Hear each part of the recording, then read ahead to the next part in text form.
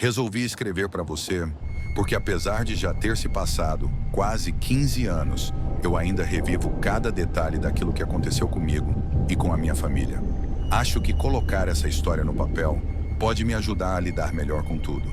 Eu me chamo Leila na época dos fatos.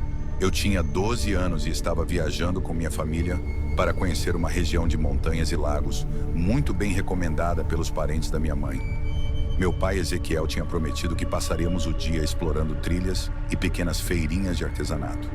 Minhas irmãs mais novas, Natália e Sofia, com 8 e 10 anos respectivamente, ficavam animadas sempre que o passeio envolvia aventura ao ar livre. Chegamos logo depois do meio-dia, exaustos por causa das várias horas na estrada. Meu pai dizia que não passaríamos a noite porque pretendia voltar antes que escurecesse.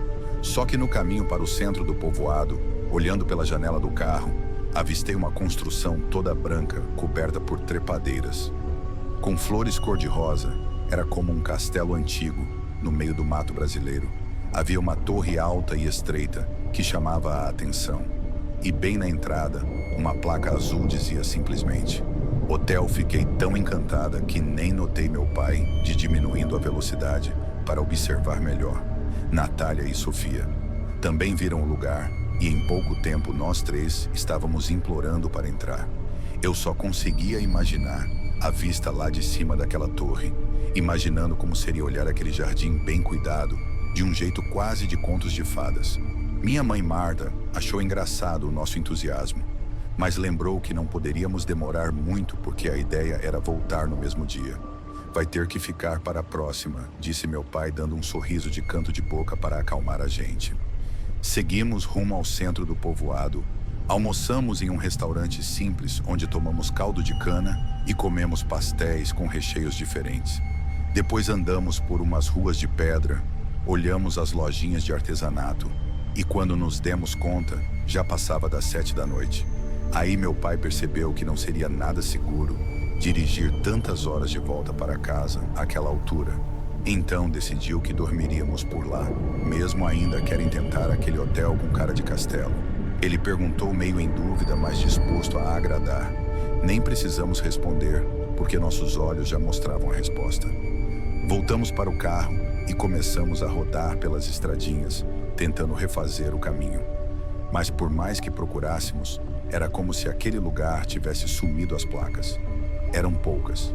A iluminação era fraca e o barulho dos grilos e sapos do mato ao redor só aumentava conforme a noite avançava. Em certo momento, olhei para o lado e reconheci de longe a mesma placa azul. Gritei para meu pai parar quando estacionamos na entrada. Aquilo não me deixou nem um pouco tranquila. O que a gente viu não tinha nada a ver com o que havíamos admirado à tarde. O Hotel Castelo mais parecia abandonado. Havia décadas a torre, que antes parecia inteira, agora terminou. Contorno estranho de tijolos. O jardim, que horas antes estava cheio de flores e grama aparada, tinha virado um terreno cheio de mato e poças de água. Algumas janelas estavam tortas, como se o tempo e a umidade tivessem consumido tudo. Meu pai saiu do carro para conferir de perto, mas não deixou que a gente fosse junto de longe. Vi que ele olhava por uma fresta na parede, talvez ainda procurando algum sinal de que nos enganamos pelo jeito que voltou. Ficou claro que não tínhamos errado o lugar. Eram só escombros de um prédio prestes a desmoronar. Deve haver outro hotel parecido por perto, ele murmurou, tentando nos acalmar. Não faz sentido isso, mas nós três sabíamos que era o mesmo lugar. Ver aquela construção em ruínas depois de ter visto algo quase majestoso me deixou perturbada. Minha mãe falava pouco, só insistia em irmos atrás de outro lugar para passar a noite. Se estava abandonado, nem parar. Ali era seguro. Voltamos para a estrada principal e rodamos por uns bons 40 minutos até acharmos um chalé simples, cercados por árvores altas e caminhos de terra batida. O dono do lugar foi receptivo, mas ficou com uma expressão estranha quando meu pai comentou que tentamos nos hospedar em um hotel mais afastado. Ele só balançou a cabeça em silêncio, sem perguntar. Qual era? Parecia saber de alguma coisa, mas preferiu não falar ainda. Meio confusos, nos acomodamos o lugar. Até que era tranquilo, As camas estavam limpas, os lençóis cheiravam a sabão em pó, mas as paredes eram finas, e qualquer barulho do lado de fora dava para ouvir. Passava pouco da meia-noite quando acordei com um som cadenciado parecendo passos ao redor das janelas. Minhas irmãs dormiam, mas percebi que minha mãe também estava desperta, imóvel, tentando entender aquele barulho. Fiquei tentando me convencer de que fosse só algum bicho noturno, um cachorro sem dono, ou o vento entre os galhos. Mas depois de tudo que a gente tinha passado, cada pequeno estalo virava uma ameaça enorme. Acabei virando para o outro lado, fingindo dormir e torcendo para o tempo passar. Rápido no dia seguinte, quando meu pai foi apagar as luzes dos chalés, comentou que rolavam várias histórias sobre construções estranhas naquela região. Ele não entrou em detalhes, mas disse algo como isso. Já aconteceu com outros visitantes. Também, às vezes, aquilo que a gente jura que viu pode não estar mais ali. Depois deu uma risada sem graça, como se tivesse falado demais. Chegamos em casa no fim da tarde, e embora a gente tenha feito muitas viagens em família, depois nunca. Voltamos para aquele povoado. Não foi falta de curiosidade para entender o que realmente aconteceu. Acho que nós preferimos deixar esse mistério no passado, a correr o risco de voltar lá e descobrir uma verdade ainda mais perturbadora. Até hoje, fico me perguntando se a gente tivesse entrado naquele hotel da primeira vez que vimos. Será que ficaríamos presos numa ilusão que sumiria depois? Ou encontraríamos algum segredo escondido naquelas paredes encharcadas pelo tempo? Sinceramente, não sei.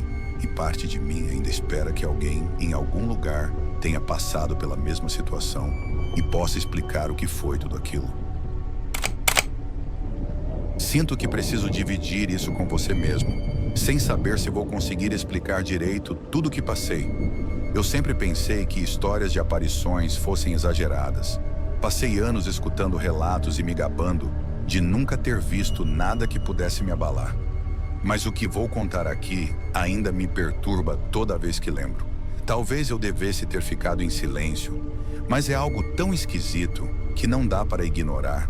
Quando eu tinha 14 anos, meu pai recebeu uma proposta de trabalho em outra região. Nos mudamos para uma casa que pertencia a um parente distante, que não morava lá havia anos.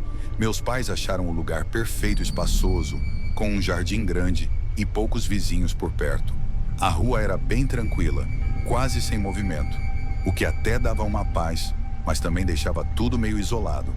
Eu, por outro lado, gostei da ideia de ter meu próprio quarto, já que não precisaria mais dividi-lo com meu irmão, mais novo, que ficou no interior, com meus avós até acabar o ano letivo. Assim que chegamos, senti que aquela região não era muito acolhedora. Apesar do terreno ao redor da casa ser cheio de verde, parte do quarteirão parecia largada. Tinha um muro de uns 3 metros de altura, separando o nosso quintal de um terreno baldio que, segundo meu pai, era um casal de idosos que quase nunca aparecia. Meu pai descobriu apenas que eles herdaram aquele terreno e, por alguma razão, jamais venderam. O nosso jardim era razoavelmente bem cuidado, mas do outro lado do muro só tinha mato ralo, uns arbustos secos e algumas árvores que pareciam mirradas, como se o solo fosse ruim. Também dava para ver uma construção antiga sem telhado e com as paredes cheias de buracos. Contaram pra gente que ali funcionou alguma ou depósito há muito tempo. Mas o que mais chamava a atenção era um poço largo, feito de pedras, no centro do terreno. Baldo, minha mãe, me avisou para não chegar perto do muro, dizendo que vira e mexe cachorros de rua invadiam a área e que havia ratos saindo de buracos no chão. Eu até evitava porque detesto roedores, mas confesso que aquele poço me intrigava mais do que qualquer bicho. Meses se passaram e, curiosamente, nunca vimos os donos do lugar. Só ouvimos fofocas dos vizinhos. Alguns diziam que os idosos praticavam rezas estranhas. Outros juravam que carros caros apareciam de madrugada, como se rolasse reuniões secretas. Eu não botava muita fé nessas histórias, mas admito que o terreno passava uma sensação estranha de abandono. Quase não se ouvia pássaro por perto e até insetos noturnos apareciam. Pouco a rotina em casa. Era tranquila. Meu pai, Rubens, trabalhava como representante comercial e viajava. Às vezes minha mãe Vera fazia bicos de costura e ficava mais tempo comigo, embora também saísse para atender clientes. Eu passava o dia na escola nova ou estudando, então nem ligava muito para os boatos. Só que tudo mudou numa noite em particular que mexeu demais comigo. Era um sábado perto do fim do ano, quando meus pais receberam um chamado de última hora. Precisavam resolver algo no interior e só voltariam na manhã seguinte. Eu estava com 15 anos e já me sentia segura para ficar sozinha por uma noite. Pensei em chamar minha amiga Janaína para ver uns filmes, mas minha mãe não deixou nada de visitas. Entendeu? Não sei o que pode acontecer nessa região. Prefiro que você fique em segurança. Fiquei chateada, mas concordei quando eles saíram. Tranquei a casa antes das 8 da noite. Fiz um lanche rápido e fiquei na sala vendo TV. No começo, meus pais ligaram algumas vezes para saber se estava tudo bem, mas por volta das 9 da noite, meu celular descarregou. O carregador estava no meu quarto e resolvi deixá-lo lá em cima, enquanto terminava o programa de televisão. O tempo passou e lá pelas 11h30 da noite o sono bateu forte. Desliguei tudo e subi para o meu quarto. Fui fechar a janela, mas notei que tinha a claridade da lua iluminando o quintal. Aquela luz desenhava umas sombras das árvores no muro e, sem querer, olhei além dele. O terreno baldio que ficava escuro. Normalmente ficava apavorada, achando que podia dar de cara com o que quer que tivesse saído. Dessa vez tinha um ponto de luz perto da construção arruinada. Achei que algum vizinho tivesse instalado um refletor, mas logo percebi que era uma lanterna de alguém que se mexia lá dentro. Fiquei curiosa e continuei olhando. Vi a silhueta de um homem entrando e saindo da construção, como se estivesse procurando algo. Parecia ter pouco mais de 20 anos. Usava uma jaqueta larga e agia de um jeito meio desajeitado, chutando entulho e falando sozinho. Em certo momento ele quebrou o que parecia ser uma garrafa e gritou algo para dentro do casarão. De onde eu estava, consegui ouvir um tom irritado. Aparece, não vou ficar falando com o vazio. Aquilo me travou porque não dava para ver outra pessoa. Lá será que ele estava falando com ninguém? Tive a impressão de que não era só um bêbado. Ele andava em círculos, olhava para o poço e para os arredores, como se esperasse que algo aparecesse. O bairro estava tão silencioso que deu para ouvir. Você me enganou se essa porcaria de ritual não funciona. Porque me mandou vir aqui, minha atenção ficou presa nas palavras. Ritual e enganou. Era estranho e me deu uma apreensão enorme.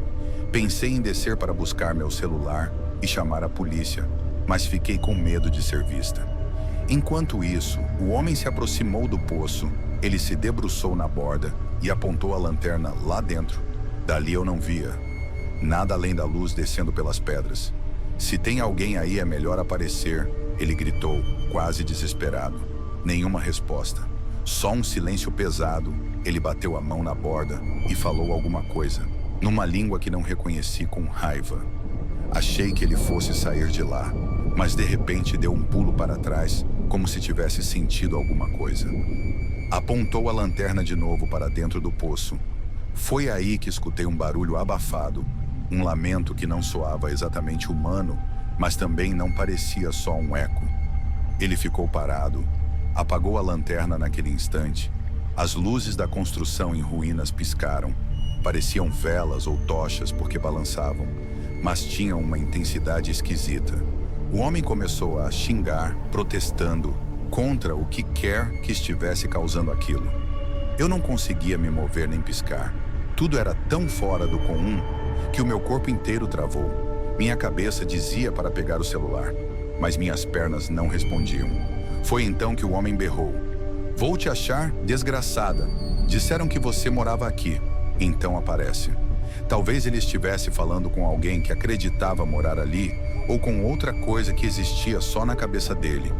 O que me deixou ainda mais tensa foi o ruído que veio. De dentro do poço era baixo, meio gutural. Como se repetisse as últimas palavras dele, de um jeito distor.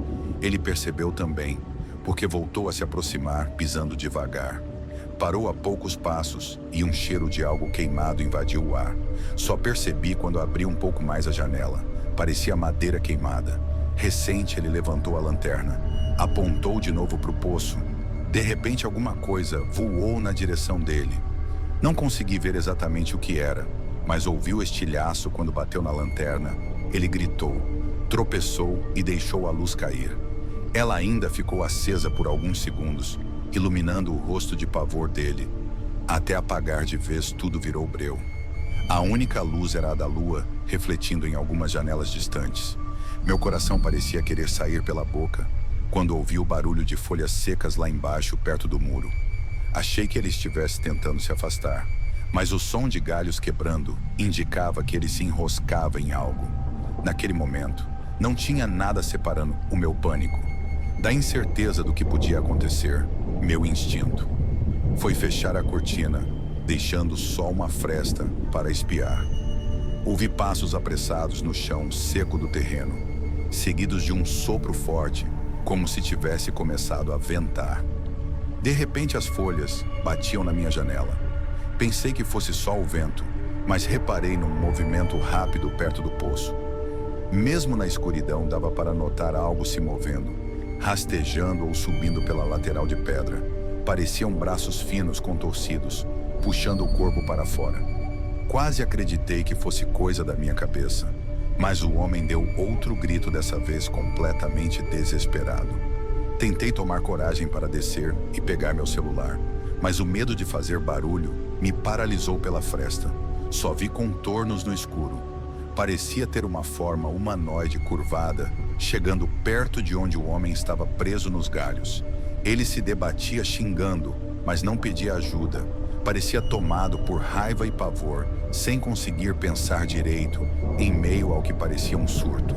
Ele gritou, "Eu sei que vocês fizeram isso." Se eu não sair daqui, a frase não terminou. Houve um impacto, como se alguém tivesse empurrado ou batido nele. Depois veio um silêncio brusco. Mas não era um silêncio comum. Era uma falta de som que faz a gente ficar com o peito apertado. Fiquei lá e, por alguns segundos, até escutar um lamento baixinho, vindo de dentro do terreno. Meio que um choro ou um gemido. Aquilo me deixou ainda mais tensa do que um grito.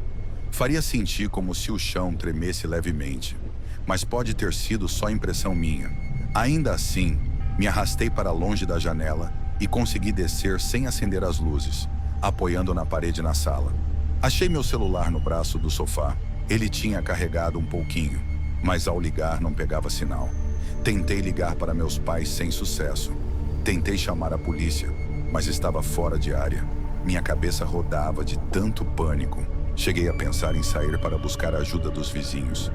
Mas como eu explicaria aquilo? Só de imaginar abrir a porta e cruzar o jardim, eu daquele poço acabei me encolhendo atrás do sofá, agarrada no celular, torcendo para o sinal voltar. As horas foram passando. Talvez fosse meia-noite ou 1 da manhã. Não tenho certeza, porque o celular estava com o horário doido mudando por causa da falta de conexão. Foi quase de manhã, talvez perto das 5, que algo estranho aconteceu. O aparelho tocou, era minha mãe, atendi tremendo. Mas antes de eu falar qualquer coisa, ouvi um barulho de vento e um som metálico, como se a ligação estivesse ruim demais. Gritei, "Mamãe, tá me ouvindo?" Só ouvi uns ruídos, como se o telefone estivesse balançando. E então a ligação caiu na mesma hora. As luzes da casa piscaram, depois voltaram ao normal. Subi as escadas praticamente correndo, cheia de medo, e encontrei a janela do meu quarto aberta, mas eu tinha certeza de que estava fechada. Aquilo me deixou com a sensação de que algo estava muito errado. Fui até lá para trancar de novo e olhei para o terreno. Baldio não. Não vi nada além do muro e das sombras. O poço continuava lá parado, sem sinal do homem. Quando meus pais chegaram, por volta das 7 da manhã, eles me acharam na cozinha, enrolada num cobertor, sem conseguir falar direito. Minha mãe contou que o meu celular ligou para ela de madrugada, e tudo que ela ouvia era um vento forte e barulhos estranhos, como se eu estivesse ao ar livre. Disse que eu não falava nada, só parecia que eu soluçava, e depois ouvi o barulho de algo caindo. Meu pai ficou assustado ao me ver naquele estado e disse que chamaria a polícia antes disso. Subiu ao meu quarto e viu arranhões do lado de fora da vidraça, como se alguém tivesse tentado abrir a janela. Aquilo me gelou. Ainda mais eu só queria ir embora dali, enquanto meu pai fazia ligações.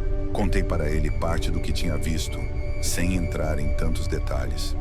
Ele ficou confuso sem saber se acreditava ou não, mas os arranhões o deixaram sem palavras. Foi por volta das 9 que 2 viaturas pararam em frente ao terreno baldio. Uns vizinhos se juntaram para ver o que acontecia. Escutei comentários de que um rapaz tinha chegado de carro na rua de trás e entrado com uma lanterna, mas ninguém mais tinha visto nada. Uma vizinha, Dona Lourdes, jurava que era problema de família e que o rapaz era filho dos donos que viviam brigando por herança. A polícia entrou no terreno, fuçou a construção e circulou o poço. Pelo jeito, não acharam ninguém, só viram uma mancha escura no chão, perto de cacos de vidro, e um rastro que terminava nas pedras do poço. Ouvi dizer que recolheram amostras para análise. Meus pais decidiram que eu ia ficar um tempo longe daquela casa. Uns amigos da família que moram a algumas horas de distância se ofereceram para me receber antes de irmos. Ficamos sabendo que a polícia não conseguiu contatar os donos do terreno e, sem um boletim de ocorrência formal, não tinha muito o que fazer. As provas não levavam a nada certo e aquela substância escura continuava sem identificação. Ninguém se arriscou a descer no poço para ver. Fiquei 3 semanas fora tentando me acalmar. Quando voltei, reparei que a casa estava quase toda coberta com lençóis nos móveis e caixas espalhadas. Meus pais tinham tomado a decisão de se mudar definitivamente para outra cidade. A visita dos policiais e o clima tenso fizeram com que eles vissem que ali não era lugar para a gente, meu pai. Aproveitou a chance de uma nova transferência e resolveu nos tirar dali, de vez. Antes de sairmos, ainda ouvi relatos mais estranhos. Parece que dias depois do desaparecimento do rapaz surgiram pessoas diferentes no terreno baldio, levando tochas e ferramentas. Alguns vizinhos chamaram a polícia assim que ouviram gritos, mas quando a viatura chegou, já tinha começado um incêndio enorme que destruiu quase tudo. Foi difícil apagar o fogo. No fim sobrou só uma pilha de destroços, queimados, e o poço inteiro, como se nada tivesse acontecido. O cheiro que saiu de lá foi descrito como algo podre, extremamente forte. Depois disso, ninguém mais quis saber de lá, nem quem morava na rua, nem pessoas em situação de rua que antes passavam as noites naquele terreno. Com o tempo, surgiram histórias de vigias que juravam perceber passos, ouvir sons esquisitos, ou ver vultos circulando as pedras do poço. Eu que antes não daria a mínima para esses boatos. Passei a acreditar que podia mesmo existir algo além da nossa compreensão. Muita gente não acredita no que conto. Dizem que eu estava assustada e que minha imaginação inventou o resto. Mas quem esteve naquela casa sabe o peso que aquele terreno tinha para mim. O que aconteceu naquela noite não foi só um susto de adolescente. Parecia algo antigo que não se explica, com lógica no dia em que fomos embora. Meu pai me contou um segredo. Ele descobriu através de um policial que o sangue perto do poço era humano e compatível com o filho dos donos, cujo nome nem foi divulgado. A família não quis continuar com a investigação. Seja lá o que aconteceu, ficou em aberto. Alguns acreditavam que ele fazia parte de um culto. Outros achavam que era uma briga por herança. Nunca vou saber de toda a verdade. Só sei que naquela noite alguma coisa saiu do poço e encontrou aquele homem. Não tenho coragem de dizer se foi feitiço, loucura ou algo pior. Mas até hoje, quando fecho os olhos e lembro do som distorcido que ouvi, no vazio fico paralisada do mesmo jeito. É como se ainda existisse algo ali num canto, onde a luz não entra. Pode ser que eu nunca entenda totalmente. Só tenho certeza de que meu medo foi real, de um jeito que marcou profundamente. E por mais que eu tente achar uma explicação, nada do que vivenciei faz sentido para mim. Espero não precisar passar por nada parecido de novo. Se estiver gostando dos relatos, não se esqueça de já deixar o seu like. Ele é muito importante. Bem, vamos continuar. Passei por algo há alguns anos que ainda hoje me deixa com muitas perguntas, sem resposta. Eu tinha acabado de chegar numa região cheia de projetos habitacionais, largados como se tivessem sido abandonados. Do dia para a noite, não tinha para onde ir. Então aceitei morar num conjunto inacabado e quase deserto, fruto de uma promessa de moradia. popular que, pelo que diziam, afundou em escândalos de desvio de verba. Consegui o lugar graças a um conhecido que não queria mais pagar a prestação. Ele falou algo assim: pode ficar lá contanto que mantenha tudo em ordem. Quando cheguei logo, entendi porque a maioria das pessoas tinha ido embora. As ruas eram de terra sem asfalto. O mato brotava em qualquer cantinho. E os poucos postes de iluminação falhavam o tempo todo naquela área. Havia cerca de 30 blocos de casas, mas quase ninguém morava ali. Tudo parecia congelado, como se os pedreiros estivessem parados de trabalhar. De onde fiquei, contei umas 20 moradias. Quase todas à noite, eu carregava uma lanterna simples e um pedaço de madeira para afugentar eventuais curiosos. De vez em quando, aparecia alguém por ali, provavelmente para revirar as casas abandonadas em busca de qualquer coisa de valor. Com o tempo, alguns proprietários que tinham saído de lá me ofereciam uns trocados para eu dar uma olhada nas casas deles. Também não era muito, mas ajudava a comprar comida até que eu conseguisse um emprego de dia.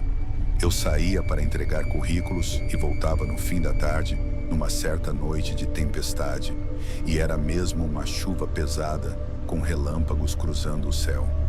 De tempos em tempos, resolvi ver se alguém ia tentar invadir as casas, naquela escuridão.